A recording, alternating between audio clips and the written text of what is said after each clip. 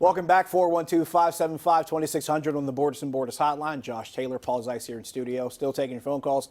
Got a tweet that's baseball related, Paul. We'll toss this one in here. Who do you think gets fired first? Clint Hurdle, Neil Huntington, or Frank Coonley? Hurdle. Really? Yeah. I think Hurdle's going to be the sacrificial lamb. That's how I think it's going to go down in the offseason. And it's not going to be a firing. It's going to be a Richard Nixon-like retirement.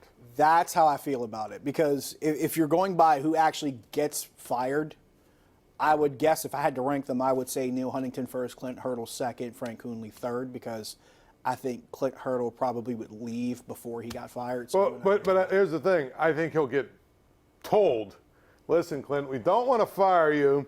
So what you're going to do is you're going to have a nice press conference and say you're going to resign, or you're retiring to spend more time with your family. Sort of like Bruce Arians. They will ask for his resignation. Sort of like Bruce Arians, who retired about 10 years ago, and he's still coaching. But the point I'm trying to make is they're not going to fire him. I bet you that's how it'll go down. I think you and I agree on that. I think that's the same way too. And for the record, if I could have a retirement even close to Bruce Arians, I've done okay. Right. That's all I'm saying. I mean, he's been a head coach, I think, twice or three times since he retired. That's all. Three times if you count interim head coach at the Colts. He's been a head, and was a candidate for Coach of the Year. Yeah. How about that?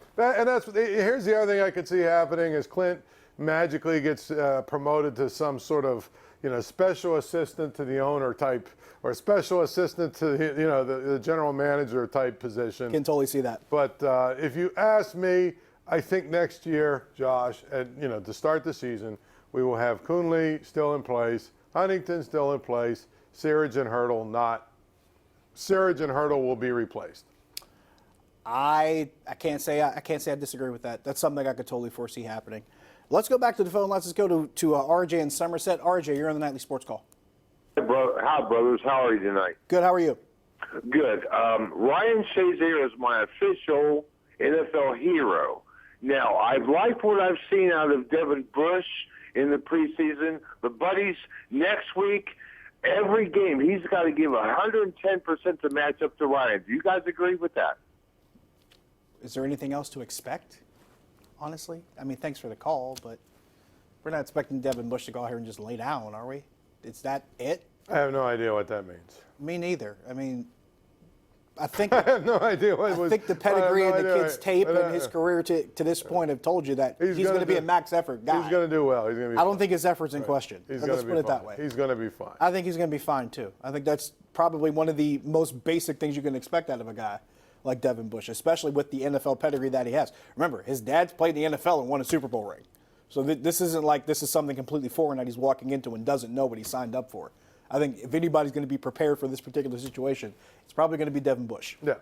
I think that's a fair way to look at Absolutely. it. It says to this much, too. I have to credit the Steelers for, one, diagnosing the problem that they knew that they had and finally admitting, you know what, we didn't replace Ryan Shazier. Let's actually find the guy that we think makes this defense better. And they actually did that. They upgraded at that position. They upgraded at corner. They upgraded at safety. They did all those things right. And that's the one thing I look at and say, at least they fixed the problems that they had.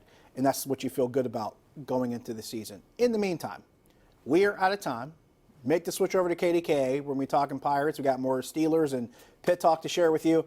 In the meantime, we're here for you 7 days a week on the Island Contracting Nightly Sports Call. He's Paul. I'm Josh. Good night.